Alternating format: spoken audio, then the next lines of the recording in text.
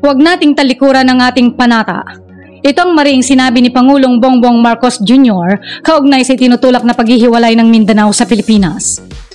Kaya mahigpit ang apela nito sa mga nagsusulong na itigil na ang kanilang panawagan dahil malinaw itong paglabag sa 1987 Constitution.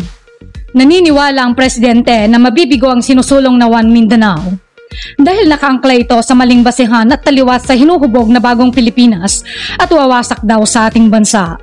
Sa huli, hinimok ng punong ehekutibo ang lahat na pangalagaan ng ating republika at ang lahat ng sinasagisag ng ating bandila na 3 bituin at ang araw. Kaya't pag-usapan natin ang mga pinakamagaganda at masaganang lungsod sa Mindanao. Pero bago yan ay huwag kakalimutang mag-like at subscribe sa ating channel para laging updated ka sa ganitong klaseng video. Ang Mindanao ang pangalawang pinakamalaking isla sa Pilipinas pagkatapos ng Luzon. Ito'y sumasaklaw sa katimugang rehiyon